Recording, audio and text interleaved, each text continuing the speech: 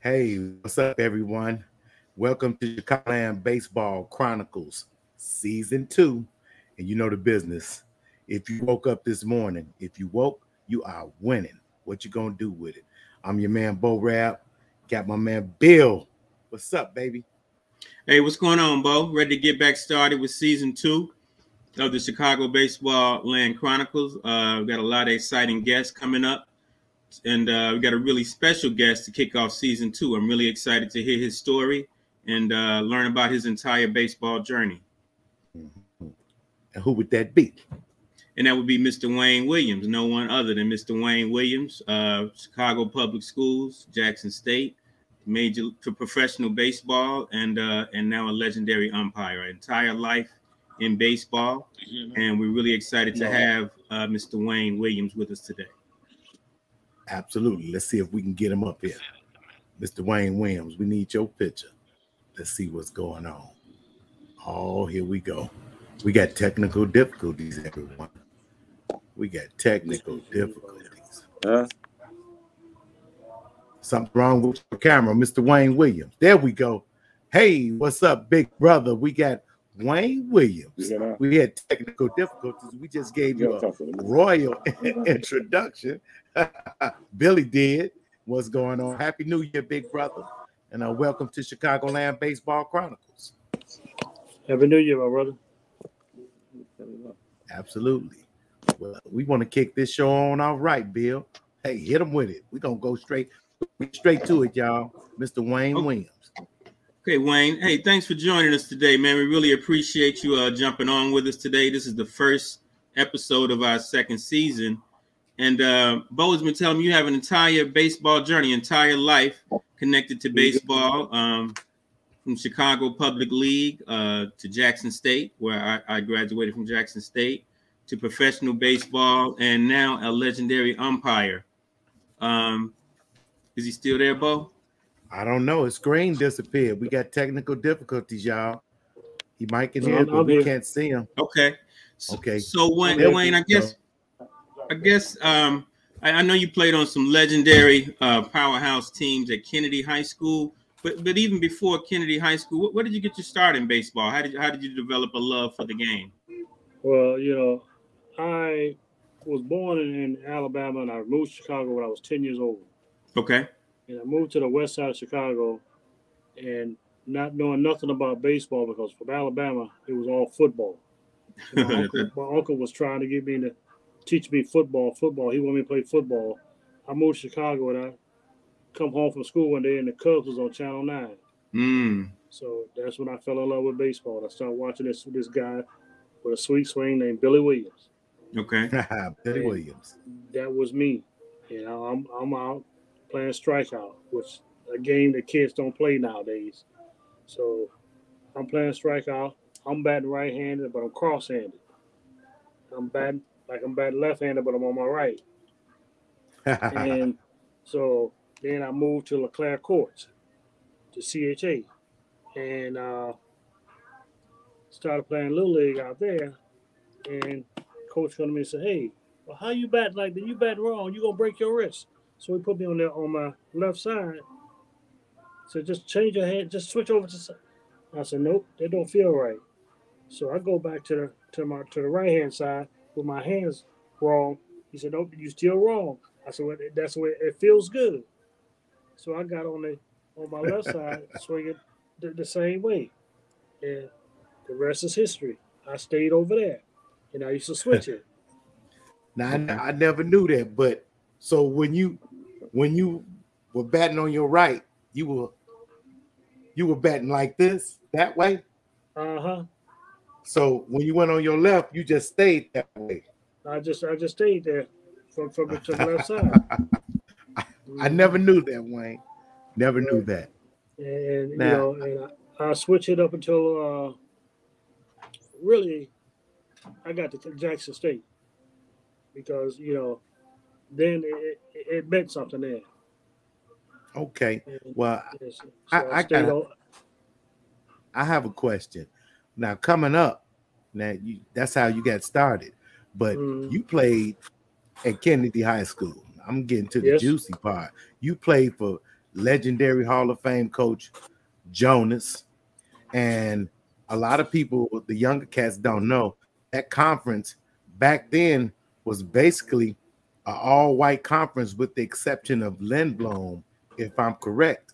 And Kennedy was a powerhouse, but they was all white. And when I played I played with Lindblom, and we had to have police protection. How was it for you playing at Kennedy? I mean, playing at Kennedy and being only black. Chaos. It was fun, but it was chaos because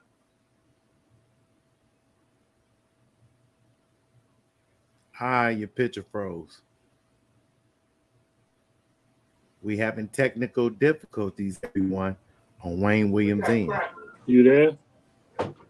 We missed all of that, Wayne. You're gonna have you guys blacked out, and you're gonna have to repeat that answer. We need to hear it. That's important. It was total chaos over there at Kennedy. Started out because the race riots and whatnot. It was just ridiculous. But when I got out on the baseball field, it was just pure joy because it was winning then. And as long as we won, we was fine. But then just to walk to the bus after practice, and it was two guys on the team, brothers, Jake and Charles Dunworth. They was over there just on the north side of 47th Street. And they used to walk. So it's three of you guys. Yeah, he used to, two white guys. They used to walk to the bus stop with me every day. And he had a couple guys, hey man, we gonna kick your butt. We gonna do this. I said, hey, well, that's okay. As long as I know you in the group. So if I catch you by yourself, that's it. And that stopped it all. And then one day in the hallway, I had this one redneck. He gonna push me into my locker. I turned around. He said it with his hands up. Man, I beat him like a stepchild. And they come and take me to the office. Well, what did you hit it with? I said, my left hand. I would have hit it with my right, but somebody was holding it. And they said, well, you broke his nose. What did you hit it with? I said, just my fist. And lucky he only got a broken nose. And from that day on, they didn't mess with me no more. What about on the baseball field? How was your reception? Because I know what you could do on the field, so I know they didn't have a problem with it. But I didn't have no problems on the baseball field because, they were just trying to get me out there. That was something they couldn't do. And Jones said, hey, well, we just got to rally around you because you're going to be our leader. I said, hey, I don't want to be nobody's leader. I just want to be a part of the team. That's deep. That's deep, brother. So, Wayne, you were playing for Kennedy. Who were some of the other schools in that conference? Was Bogan in that conference? Who were you? Who was your Bogan? Bogan, Kelly, Gage Park. Okay. So Hubbard, and that was our nemesis there, Hubbard, because every year we end up playing Hubbard to go to Sox Park, and finally 2 years we got there, and we lost to Thule, which is now Clemente. Okay. And we had beat them earlier in the year. We beat them like 20-1. Okay. During the regular season, we get to Comiskey Park, and they beat us 6-3 on 2 infield bunts. You walk a guy, they bunt the guy over, and they come and field the ball, throw it down the right field line. So I'm coming in to back up the first base from right field, and the ball is by me. So I'm chasing the ball down to the warning track. Wow. So you played 6 rounds on 2 bunt singles. Wow. So you played against the Hubbard State Championship, team in '74. So you played against that team. Fred Clark and Climus and Digamus. Those are 2 big guys that they could hit. Wow. And I had to jump forward. I had the pleasure of playing against Digglemas in junior college. And I went to Truman, Mayfair, which is now Truman. Uh-huh. And we was down at Kankakee state tournament, and we was beating them. And all of a sudden, he came up and hit a 3-run homer, get them the lead. Now you just jumped a little. You jumped a little forward on us, and that one bypassed me, and it got past Bill too. I see. That was when you left. No, when you left Kennedy, you went to a junior college. Yeah. After that, no, see, when I left Kennedy, I had no idea about going to college, and I didn't think about that. And then all of a sudden, I got a phone call one day. Who was it? Cliff Bailey and Byron Carter was telling me, "Hey man, you ought to come down to Lewis. Come down to Lewis." And so finally, Gordy Gillespie contacted me. So I go down and talk to Gordy. He gonna give me a scholarship. And I'm sitting around 70, summer 74. So just waiting on the school to start. So about 2 weeks before school starts, Gordy calls me up. Hey, well, I need to talk to you in my office. So we go down, me and my mother, we drive down to Lewis, talk to him. He said, well, I can only give you a partial scholarship. And I said, well, why is this? Well, I got somebody else I want to give another half the scholarship to. I said, I'll tell you what, Gordy, you take the full scholarship, you can shove it up your ass. And I got up and walked out. My mother said, well, You shouldn't talk to him like that. I said, hey, well, he promised me something and he pulled back, so he just got to take what I give him. And I walked out there and never said another word to him. And I came home, wanting to go to school and, just sat down for the fall and didn't do nothing. And finally, I got a phone call from the coach from Mayfair. He says, guys telling me you want to go to school and won't nobody give you no help. I said, sure. That's exactly right. Nobody wants to give me any help, So he said, well, I got some help for you. I just need you up here, 4600 North on Knox, Monday morning, and I'll take care of everything else. So I get on the bus Monday morning. I get up there, 8 o'clock in the morning. I walk into his office, Harry Tholen, and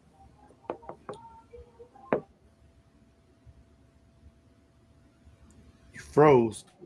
You froze, Wayne. We're having technical difficulties in the middle of his story. Yeah, Here we go. He's coming back. So, okay, we back. Cool. I signed the paperwork, and he says, well, the good thing about this is you register for the spring session. So now you can come in here, and you can make the team. I said, that won't be a problem making this team. And so we go up there, and in January, I go to school, no problem. And the middle of February, he had called a tryout. So I said, hey, well, that's something I shouldn't have to do is try out, but hey, that's what you want. So I go in, I'm talking to the guys, and the rest was history. We had a whip there too. Oh, that's good. And he said, well, you should be able to make this team better. I said, that's my goal. I said, if I'm gonna be on the team, I want to make it better. If I can't make it better, I shouldn't be here. And that's the way I feel to this day. If I go and put on your uniform, if I can't make the team better, then I'm not doing my job. Okay. And so, Wayne, you spent 1 year at Truman, or did you play 2 years at Truman? I played 2 years there. Okay. In both years, you had a solid team there up north, on the north side? Oh, yeah. But, we get to the junior college playoffs, and, I had a guy, coach, he just, well, you a sophomore, and I'm going to play this guy. I said, hey, well, you know what? If you want to play him, go be my guest. So I'll just pack my stuff and be ready for next year. Because, like it says, a guy couldn't throw it, let alone beat me throwing. Because, that was the one thing that I had was a throwing arm. I told you, Bill. I've always told you, man. I said, if anything happened to your arm, I'm gonna cut it off. I'm gonna put it on my body. And he says, "Well, yeah, you got one of the strongest arms in the conference." I said, "I ain't seen nobody with arms stronger than mine in this conference." And that goes back to high school. I heard about Jesse Barfield in high school. Right. And I said, that's the only guy I know that in Illinois that had an arm stronger than mine. And he was out of Joliet, right? In Illinois. In Illinois. And we met in the minors too. And, I mean, he had a cannon. You're going too fast. Slow down. Slow down. Slow down. But go back to Mayfair. We had a whip there, and we did okay. We won our conference, and I was playing against Triton College, and Simmons was he was a coach of Triton. Hey, well, you didn't bother coming here, so we ain't gonna give you nothing to hit. I said, that's okay, fine. And I said, sooner or later you're gonna have to pitch to me. And sure enough, the second game of the series, scores tied, bases loaded. Guess who comes up to play? You. Me. And he had to pitch to me. So I hit a line drive to right field. A guy come in and try to make a diving catch. Ball rolled by him. I circle bases, grand slam. Come back up in the seventh inning. He drills me in the leg. Well, that ought to slow your ass down. And I said, hey, well, that's fine. So the pitcher raises the leg, I'm going to second base. Next pitch, I'm at third base. He says, hey, well, you going to try and take it out on me? I says, hey, you one threw at me, so I'm going to make you pay. But that was just because you wouldn't come to school here. I said, dude, I ain't know nothing about your school. But I says, I see you know about me. And I'm going to leave something on the scoreboard that you would never forget. An L. So, me and him, we just had a back and forth banter. Every time I saw him, he would always tell me about that. He said, you was just a one little cocky son of a bitch on the field. I said, hey, well, yeah, but you know what? If I had a Trojan uniform on, I wouldn't have been cocky. So that's just your opinion of me. And your opinion of me don't mean a hill of beans to me, because I'm going to do what I have to do on the field to beat you. Hey, Wayne, I got another question. While you were playing at Truman and like in the summertime, what did you do to play, to keep it up, during your college day? Did you play any summer ball? This is before you got there. This is like, while you were in the summer. What did you do? Did you play? Before all of this, I grew up in LeClaire Courts, and I played Little League for one season. No, I mean, like in your like your post high school. Before I ask you any of that, I mean, did you play any summer ball then? Yes. With anybody while you were in college? I mean, like those first 2 years. I played Connie Mike ball in LeClaire Courts. Okay, LeClaire Courts. So see, like it says, when I started playing Little League, I was 12 years old, and I turned 13 in January, and so I'm going out there to play ball. And I come home one day, and the coach is at my house. He says, I need your uniform. I said, what for? He said, well, you're too old to play. He says, you turned 13 in January, you're too old, you can't play Little League. I said, okay, fine. So I go down to the park with my buddies. They all playing Little League. So we down there just lollygagging around. So the Connie Mac team was practicing down on the other field. So they hit a ball down there on the Little League field. So I picked it up and I threw it back. And the coach come down and says, man, you throw that ball out there like that? You playing Little League? I said, not anymore. They said, I'm too old. He said, well, I'll tell you what, you ain't too old to play down on that field. Come on down here with the big boys. Huh? And I'm 13 and I'm playing Connie Mac baseball. He says, I want you to play on my team. I said, I'll tell you what, as long as you go by my house and talk to my mother. He said, come on, let's go to the car. He drove me home then. My mother signed the paper and says, hey, as long as he taking care of you, and then may he rest in peace, Joe Thomas. Joe Thomas. He took me home, got permission for me to play, and put me down there. I go to practice, man, my arm is hanging because I'm playing strikeout every day, all day, every day. Strikeout. He said, I'm going to break you from that strikeout. And I said, how you going to do that? So I said, you can't be with me all day. I said, I ain't got to be with you all day. He says, get your glove, go out there to the outfield. So he got to go out to the outfield. He just hit me fly ball. Throw it in. I don't care if it hurts, throw it in. So it got to a point where my arm didn't hurt anymore. So, Wayne, for people who may not know, you're 13 years old, but what is the age of Connie Mack baseball? What is the age of those other players? At that time, he had to be 15 to play that. Okay. 15 to about 18? 15 to 18. Okay, and you're out there 13 years old. Mm-hmm. Okay. And it says, oh, man, and that was the key to it was I could throw, but I couldn't hit the pitching. Yeah. And then it says, one day we got to the Chicago Housing Authority playoffs. And we were somewhere on the west side. I'm not sure which community it was. And we was playing over there. And I was just up there swinging. All of a sudden, I made contact. And I hit one in the gap. And I rounded second base on my way to third. Coach said, hold up. And I says, I done made a commitment already now. I get to third base, and the guy waiting on me with the ball. These 90-foot bases. it happened again. So I rounded second base, and they throwing the ball to third. I learned my lesson. I'm stopping at second base. So that was when I first started hitting big guy pitching. Okay.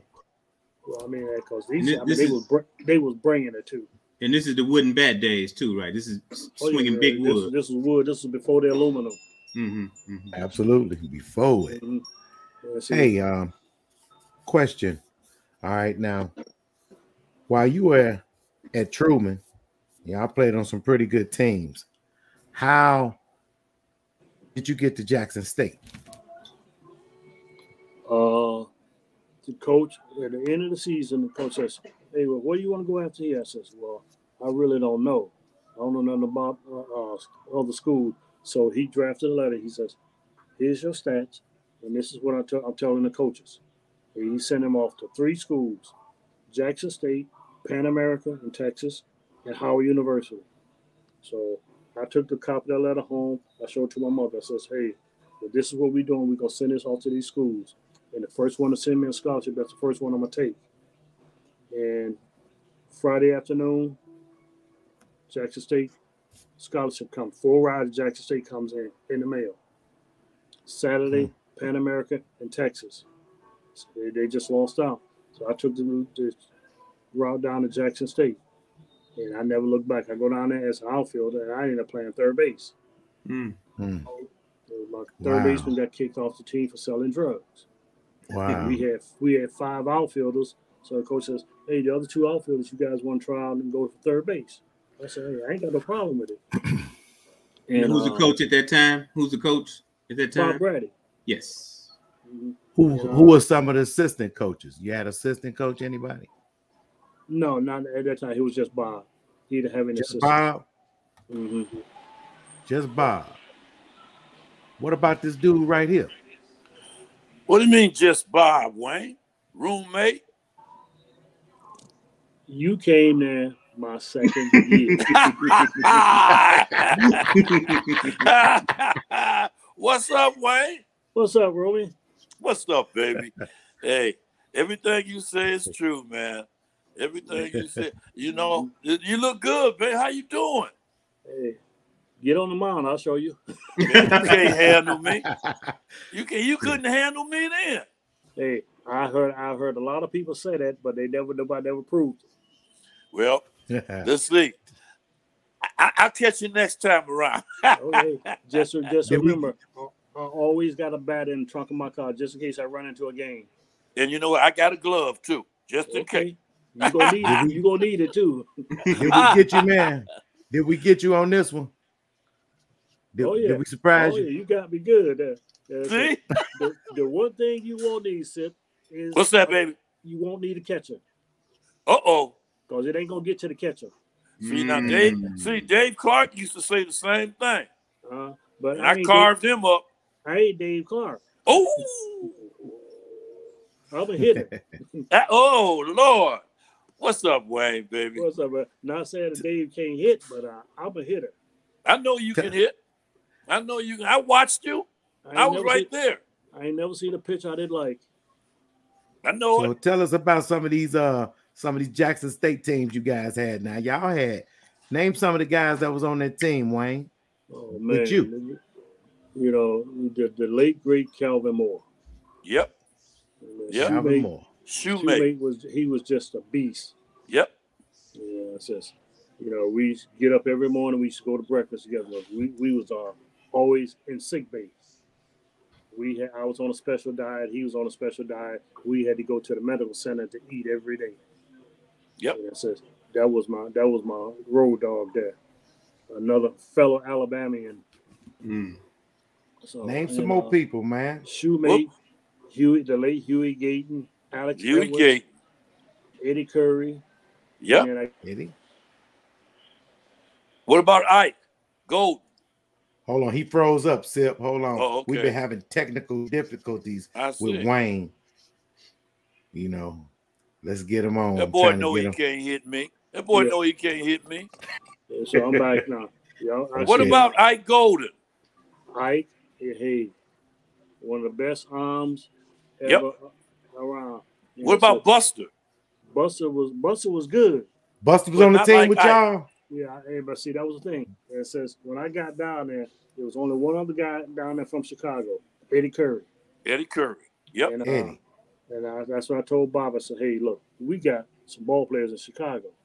So I come home, I talk to Charlie Scott, I talk to Buster, and it says, I go by Charlie's house, I talk to his father. It says, hey, let him come down there with me, and I'll make sure he's okay. And he says, hey, I'm taking your word for it. And he said he talked to Bob, and then it says the rest was history. Charlie went down there, and we had a whip. Woo! Charlie, Buster, and then I got Nate Hendricks down there. And it says, legendary names right there, Bob. Nate was down there with Chicago's finest. 4 pitches and a pickoff move for a lefty. But he just wouldn't go to class. We come up, in January, Coach, I'm doing grade checks, and he goes, Nate, what happened to you? You ain't been in none of your classes. He says, yeah, I went to class, Coach. And says, well, the instructor said they ain't never heard of Nate Hendricks. And so Nate flunked off the team. Hey, I tell that's Bo, sad, man. Bo, that wasn't a college team. That was a minor league team that was there that year. Yes, it was. Those kids, those guys were minor leaguers. What year was this, Wayne? 79. 79. No, Amen. Wow. No. 77. Was it 77 or 70? 77. Okay. They were minor league. That was a minor league baseball team. Oh, yeah. 77, 78. 52-10. 44-14. Yep. We lost 24 ball games in 2 years. Wow. 96-24. So unbelievable. We loaded. Took the. Wow. We're having technical difficulties again. That team was unbelievable. Those 2 years were unbelievable. They were unbelievable. How many draft picks did they have, Sip? Oh my God! What? Wait, 8, 9? 8, and that's 17, 8 guys. Yeah. 8 guys was drafted. 11 guys were signed. Exactly. 11 guys signed. Hear that, Bill? I hear it. Yep. Yeah. Wow, that's at Jackson State University. I'm sitting there, the draft wait for my name because my name was never called. So I said, hey, that's fine with me. I know I can play. Right. And the scouts said, oh, well, you gonna get signed. Well, okay, well, that's cool. Well, you a scout. Why don't you sign me? Mm-hmm. So we come back to Chicago coming for the summer. I'm playing for Q. Scouts come around. Oh, he gonna get signed. IQ said the same thing. Man, you guys, y'all so full of shit. You guys ain't here to sign nobody. And that's when Q headed out with Art Stewart. When Art Stewart, Kansas City. Kansas City Royals. We out there to try out at McKinley Park. And, I'm 19, Marvell is 18. And we in a ball game. What was that? Marvell win? Marvell win. We in a ball game out there. I hit a single, Marvell single. I triple, Marvell single. So Art says, hey, well, they both can hit. They got speed, but I can only take one. And he says, well, take Wayne. And he said, well, just take it. And he said, no, I want the younger guy. The lefty. He took the lefty. Okay, fine. That's cool. We both lefties.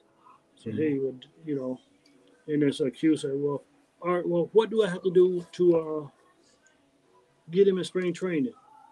And the other guy was there with the Phillies, Charlie Gall. And Charlie says, it was $3,000 to go to spring training. And Q said, well, where do I send the money? And Charlie says, well, damn, I should have said $5,000. Yeah. And Q says, that ain't a problem. So comes up, spring, we wait around. So just make sure you're in shape. So I was back down to Jackson. I'm working out. So you were still playing at Jackson State while you was playing with Q for that summer, that particular summer? Yeah, 79. And, all right. Now see, then you be going too fast for me. When did you start playing for Q? I started playing for Q in 74. Summer 74. I was high school playoffs. We was playing fingers. Gary Williams is pitcher. And Gary beat us 2-0. He hit the 2-run homer to beat us. But every time I come up the bat, he turn around, bag the outfielders up. And they just walk over, catch a fly ball that I hit. And Q says, Gary, I don't know who this guy is, but anybody hit a ball that far for you, I got to have them on my team. And Gary said, but you came to see me pitch. He said, well, you pitching like that, I don't want you on my team. So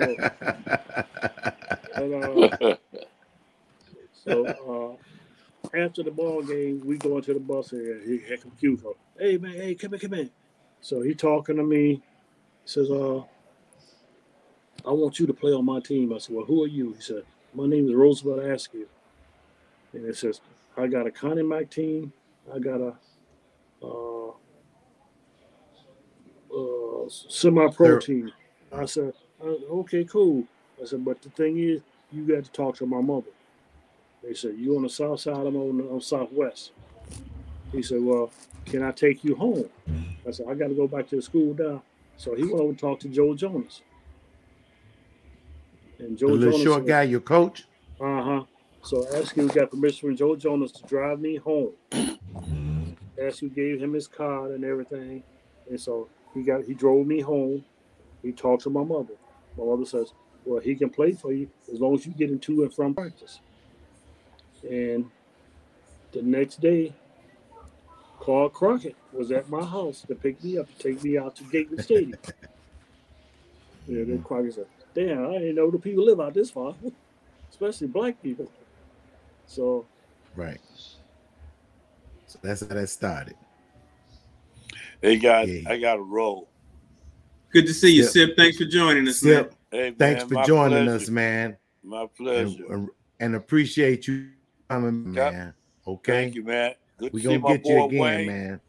Oh, yeah. We hooked up. Hold on. Let's see if Wayne come back on before I take you off. He having technical difficulties with him. Right. I don't know what you see. He got a shaky computer, man. He's real shaky. He come. Here he comes. Yeah, he's coming back on. And I'm gonna get you guys with him. Come on, Wayne.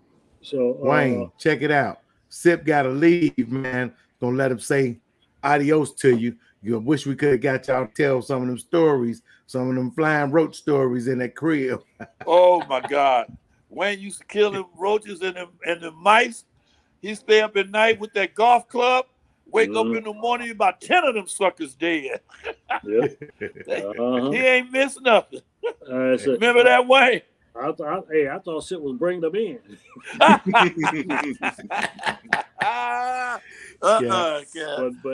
I'm telling you, dude, that was the life, dude. The college life, that was the life. Yeah, we had a good time, baby. We got to hook up again. Peace out, guys. I got to roll. Right on, Sip, man. All right, Sip, thanks a lot. Appreciate you again, man. All right, brother. Hey, he gone. Yeah, Wayne.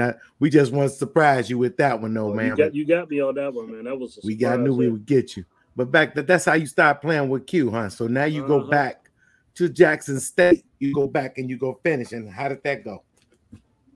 Dude, I go down to Jackson State, and dude, it was just icing on the cake because you go down there, it's like seventh heaven. It says you just got a sea of black people, and it says, and you're going to a predominantly white school. There's 5,000 whites and 500 blacks. So to get down there, it was seventh heaven, and just everybody looked like you, and everybody's there on the same agenda. So we had a ball, and so I go down there, and I said, Coach, I want to swing wood. He said, you can swing wood? I said, that's all I ever swung. He said, hey, well, what do you want? I said, a 35, 32 ounce. Big bat. That's wow. That's it. And he said, well, if you can swing it, we'll find out. So he came out one day with a big box of Adirondacks. and I'm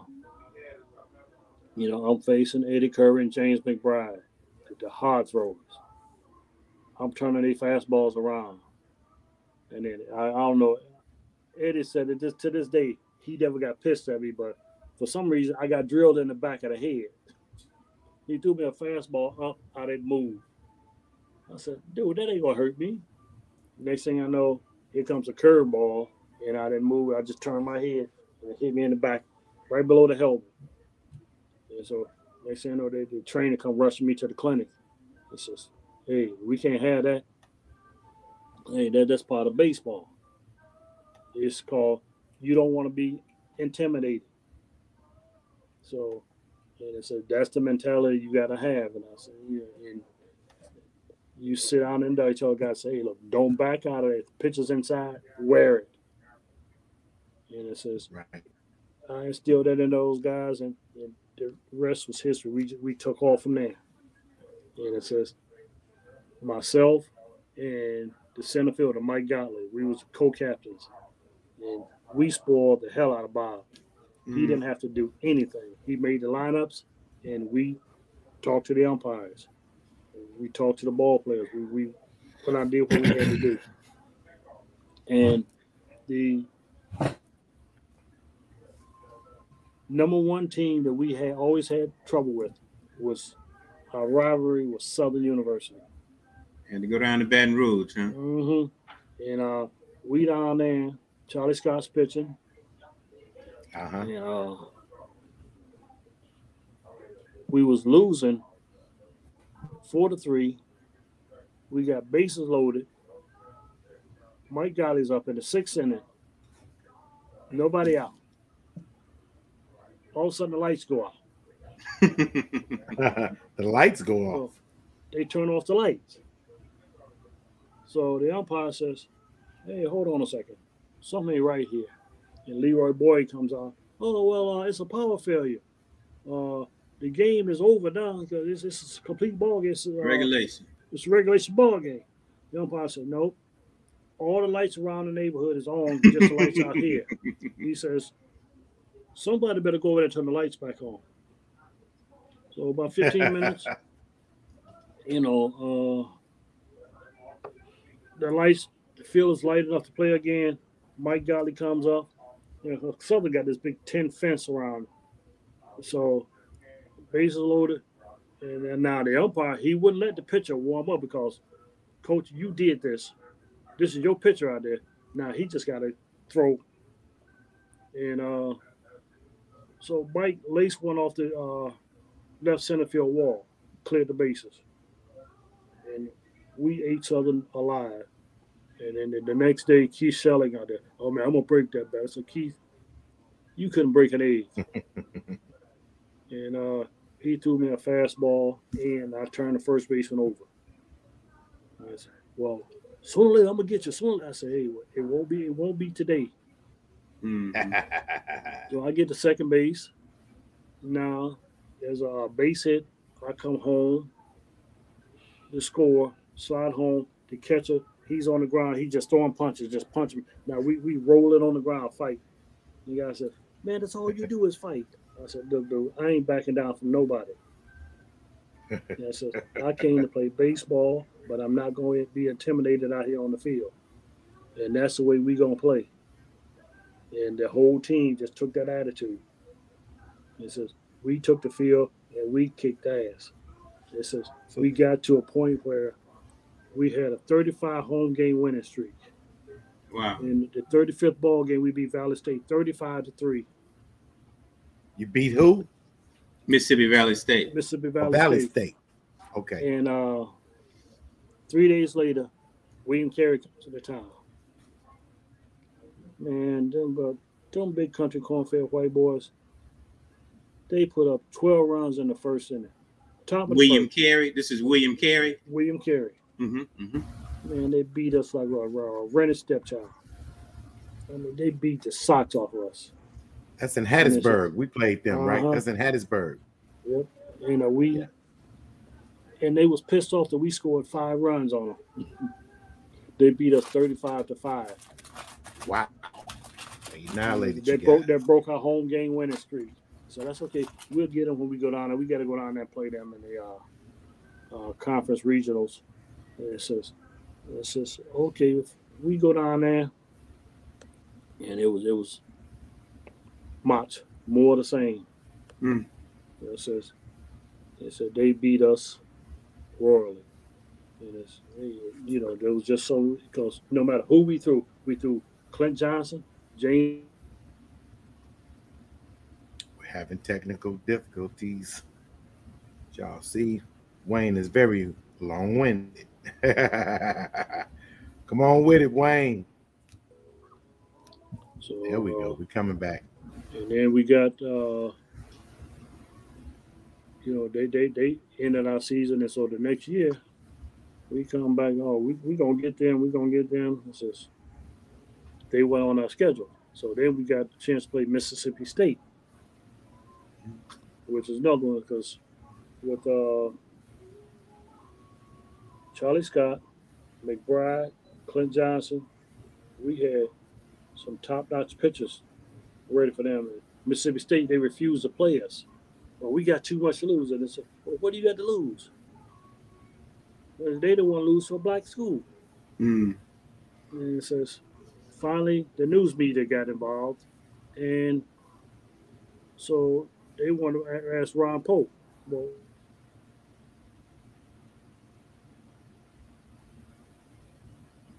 technical difficulties. He got a bad connection, Bill. The media put him on blast, and so finally Ron Polk says, okay, we'll play you, but it's got to be at a neutral site. And it says, sure, the stadium in Jackson, Smithville Stadium, is neutral. It's not on campus. But no, he didn't want to play that. So Bob said, that's okay. We'll go up there. We went up to Starksville, and we played them up there in game. Dude, you seen 42? It was just like the movie 42. We was called everything but a ball player, but a child of God. Starkville. They ringing the cowbells. They're throwing watermelon seeds and watermelons on the field. This is Eddie Curry was telling us similar. Was this the time when Eddie Curry went down there with y'all and he beat him? Yeah, we beat them 3-2. Now, at that time, did Mississippi State have any black ball players or no? Ron Polk, did he have any on his team? Nope. Not one. And so we're talking now 75, 74? They didn't even use black bats. That's about it. Black bats. They but nothing on that black, you know. The only thing they had black was an umpire. Oh, really? Eddie Payton. Game 2. We beat them game 1, 3-2. And split doubleheader. That afternoon, we won the ball game 3-2. We leave to go eat. We get on going to the bus. And Ron Polk said, "Hey, Bob, don't worry about coming back because ain't no way you're going to win the second game. We got something for you." Okay. And we get back up to Eddie Payton behind the plate. So you're saying Eddie Payton, you're saying Walter Payton's brother. Right. He's behind the plate. And top of the 9th inning, the Calvin Moore slides across home plate. And everybody waiting on Eddie to say safe or out. So the catcher runs back there, tag shoemate, and he says, "Out." And he says, "The man on his way to the dugout. How's he out?" He never touched the plate, so you can see the mark slid his butt right across home plate. So now we go into the bottom of the 9th inning. They get a man on base. They bunt him to second base. Try to steal third. And I hate to do it, but Buster, you threw the ball away. Threw the ball in the left field. Winning run scores. So both games were one-run games. One-run ball games. Like I said, but really, it should have been that because Eddie Payton, he called him out of the play. He was safe. He called him out when he was safe, and that was the go-ahead run. Right. Because see, otherwise they. Here we go again. Is he froze on your end too, Bill? Yeah, it usually comes right back, though. It'll come right back. Mm-hmm. Because we had Charlie Scott was on the mound and Buster was in the catch. And dude, we had some catchers there too. And Ike Golden came in. Ike replaced Joe Jones. And Joe, dude, this guy, he had that Benito Santiago arm. I mean, he could just flat out throw anybody out. But like I said, you know, we had this saying, with 2 outs, Joe Jones up, get your gloves. Who bat after Joe Jones? The other team. You gonna make that third out, huh? Joe couldn't buy a hit. He could hit the wall if he fell out of the boat, huh? He could hit the ground if he dropped his back. But he said, "Hey, give me him behind the plate catching the guy any day. You know, you throw the ball in the dirt, he wasn't gonna get by him, and then he's pick it out of dirt and throw you out." And then we got Ike, and it says, "Hey." It says when Joe left, you got Ike and Buster. It said, "Hey, you know." That's pretty good. That was it. It says we had some pitching in there. And so that was the one thing that Bob recruited ball players. We had ball players. And it says, I don't know how he got these guys together, but we had a team that nobody wanted to play against. Well, tell me this, Wayne. When did you get drafted? Did you get drafted? L would ask you, when did you get drafted or signed? I went to spring training. Ask you, I told you like Charlie Galt set up the tryout and spring training for me. Okay, so, bingo, right. He paid the $3,000 to go down to spring training. I go down there. I mean, I'm in shape. You know, they had this this drill called circle jerk. You just run around in a circle. The guy in the middle just hitting pop-ups, just constantly run around in circles, 45 minutes, early in the morning every day. And they said, "Hey, we've been watching you since the day you walked in here. You came in here in shape. Most of these guys come here to get in shape." I said, "Dude, I didn't come here to play ball. I came here to get a job." And he says, "We like that in you." But they didn't tell me this until the last day of spring training. They was watching me. So he says, and then I go in and talk to Dallas Green. He says, how is it that you didn't get signed? You didn't get drafted? I said, well, first of all, Dallas, the scouts in Chicago ain't worth the paper that your name is wrote on, because to come to the ballpark to look at a ball player, they ain't even got pencil or paper to write their names down. So I don't know why they're there.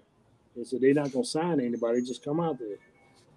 And I said, if you put a team here together right now, I could call Chicago and get a team down here tomorrow, and they'll beat the Sox off of anybody. And that was the year that SU Parsons was 79-9. He said, you ain't get that kind of talent in Chicago. I said, you want to bet? And I said, yeah. And so what level was this? Was this what spring training, but was this single A, double? What level were you practicing with in spring training? Well, I was, spring training, you go in, you just go in one group, and then they okay. They said, okay, well, you coming in, so now I got to make a team here. Okay. So I went and worked out with the AA team. I went and worked out with the AAA. And then it says, well, we're going to take you to AAA. And it says, then the manager come back and said, well, we want to take Elijah Bonaparte back one more year, so we're going to send him to high A ball. So I went to A ball my first year, which is Hampton, Virginia. Okay. And then I go back to spring training the second year, and it says, the guy walk in and says, hey, well, without a doubt, you don't watch your welcome in Hampton, so you got to move up. So I was going to Reading, Pennsylvania. So I went to AA ball. And that's when I get there. And George Bell, well, I'm going to play right field. I said, like hell you are. Mm-hmm. And I said, you going to play right field. If my arm fall off, that's the only way you're going to play right field. And sure enough, we in spring training, and he trying to out-throw me. I said, that ain't going to happen. He says, but dude, you got to hit.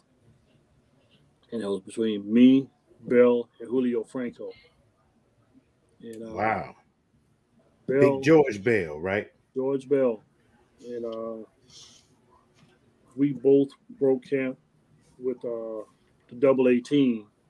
Franco went to Hampton, Virginia, to A ball.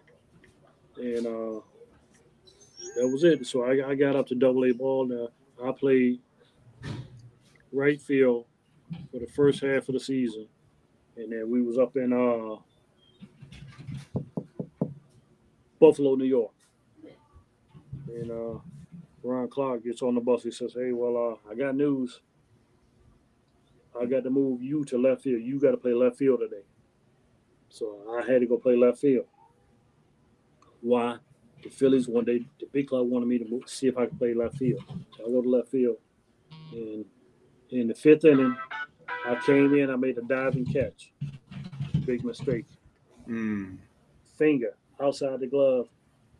It's turned all the way back. Trainer comes out and he says, pulls my glove off and says, you know what? You've been better off breaking this. Ligaments? Yeah, ligaments. And, it was all swollen. So I go back to the ballpark the next day. Of course, my drunk-ass manager says, well, you think you can play today? And I says, I can give it a shot. But the thing is, I couldn't swing it back because it's the top hand or left hand. I couldn't swing.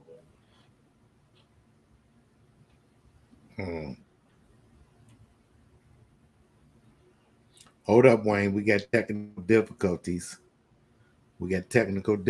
People. Normally it pops right back on. So he said we lost you for a minute, Wayne. I'm sorry. We had lost you for you popped in and popped out, so we kind of missed him. He said he put the backup shortstop in the right field because I couldn't play. My hand was swollen. And the trainer says, well, all I can do is I can't tell him you shouldn't play. I can tell him that you can't play. I can't tell him not to play you.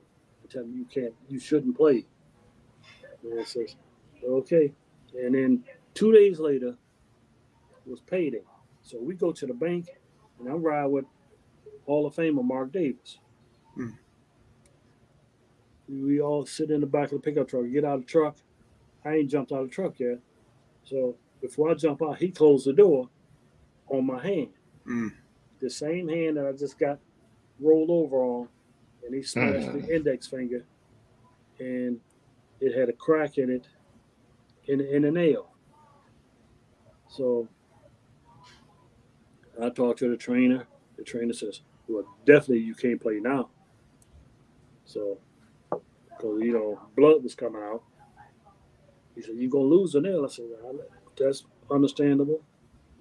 So, now I'm sitting in the dugout. So now my manager's dicking around telling me that, well, I need you in the bullpen. Well, look, dude, if I'm out in the outfield and I'm catching the ball every blue moon, so what makes you think I can go to the bullpen and catch a guy every 10 seconds? If blood squirt out of my hand every time a ball hit it.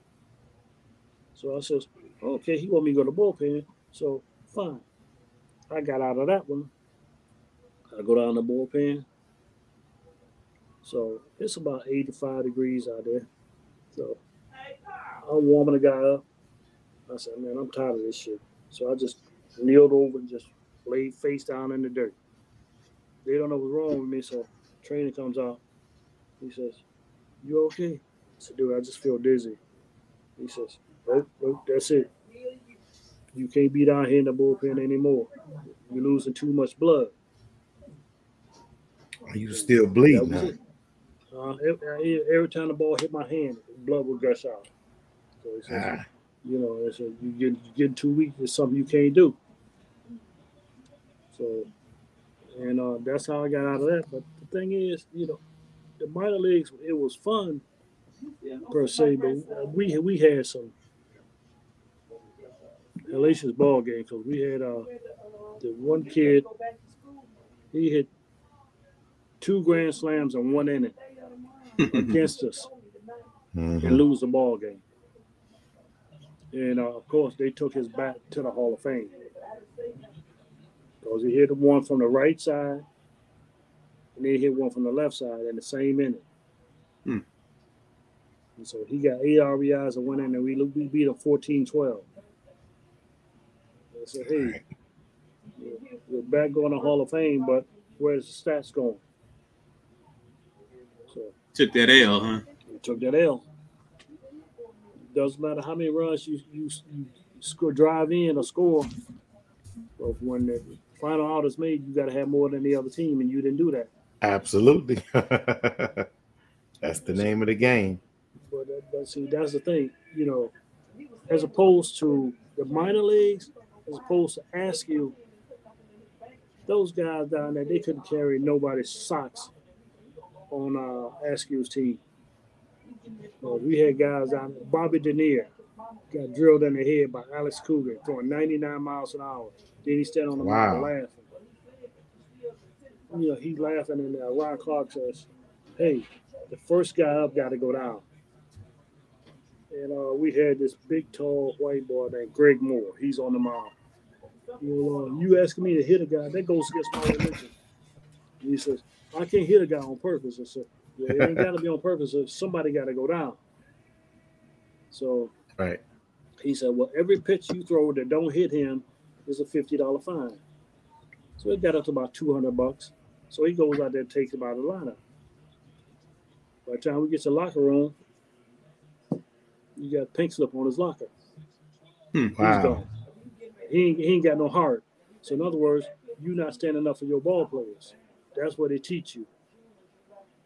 They tell you one time, you don't learn it, you don't listen in, they're gonna tell you again with the paycheck.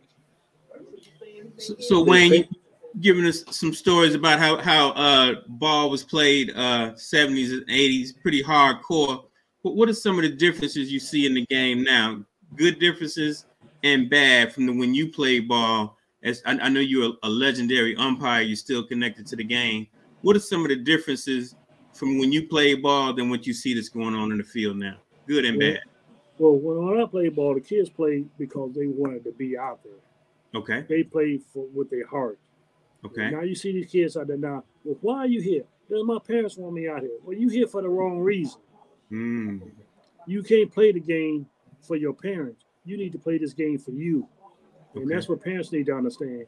They say, hey, it's one thing to push your kid because they want to play the game. Because at an early age, you push them. By the time they get to high school, they don't want to play it anymore. Okay. Right. Because, you know, if you constantly keep pushing the kids, you know, it's not fun. And, you know, and that's the other thing. You see kids out here nowadays, you got pitchers on the mound, they can't find home plate with a handful of rice. But they pitchers. And so I don't know where the coaching come from or what, but and it's hard as pulling teeth in a chicken to teach these kids how to play the game or get them to come back. If in the first inning, they walk off the field, they down 13 runs. And then you want them to show up the next day for what? You ain't got nobody to throw strikes, so it's going to be more the same. And it says, nowadays, it don't make sense because, you know, these kids, they don't have it in them. Because, first of all, there's no feeder programs to these high schools. So you see a lot of kids playing high school ball for the first time in 9th grade. Do you see that? Yeah. Oh, yeah. They can't catch. They can't throw. They're holding the ball with 4 fingers trying to throw. And I said, where's the coaching? And the guy says, well, you the umpire. You're not here to coach him. I said, hey, if I see a kid doing something wrong. I know that's kind of hard. I know that's hard. I got to try and let him know that he's doing it wrong. And then I go and tell the coach, this is what I told him because he's doing it wrong. He said, okay. Right. Well, see, you got high school coach out. It's just one person. They can't see everything. And they out there working with somebody that ain't got a clue on how to play the game themselves. So the teaching comes from all sides. Right. And I said, I want to see guys do well on the field. And I'm not out there just to get a paycheck and just see a guy hurt himself. But I said, you keep throwing the ball wrong, and next thing you know, your arm is shot. So, yeah, we out here playing ball in cold weather. March, April, May, it's still cold. So right. Wayne, if you wanted to pass along some advice from your experience from Kennedy to Jackson State, even with Askew and even with the Phillies, if you had some advice for a teenage ball player trying to improve himself, what would that be? Eat right. Okay. And get rest before your ball game. Take care of yourself. Take care of your body because your body's going to take care of you. And it says, I'll be 66, 67 on the 26th of this month. And I'm still out there. I play every year. Right. You playing what is that? Yeah. You playing the 5th, that's the 50 and over league, right? It's called Big Belly Baseball. Big belly baseball. Now, I know for a fact you don't want a ring, but how many times have you guys won your particular team, and where do you guys play at? I play Chicago North out of Bensonville. Okay. And then, you know, that team, you know, that's just my summer. We play that during the summer. And then in the fall, guys just break up. They go separate ways and just join teams. Because I play with a team out of Dallas, Texas. Oh, wow. San Diego, California. And the Dallas team, we won a 65 and over this past fall. And then I joined, played with the guy that managed that team. I played with his brother while I was out there. And we won a 60 and over division out there. So, hey. Still swinging that bat? How's that arm work? Hey, you know, hey, man, hey, you ain't that old. I said, yeah, we got to wrap him up. Wayne, where you at, boy? Arm works fine. I just can't play the outfield anymore. I heard that. You know, Wayne, you've been play outfield with bifocals on. Wayne, you have been a great guest, boy. You hear me, Wayne? But, I say you've been a great. It's hard to judge a ball with the bifocals on, so I play the infield now. Oh, okay, Wayne, you've been a great guest, man. Catching, but then I had the stroke and. You had a stroke. Wow, we going in and out.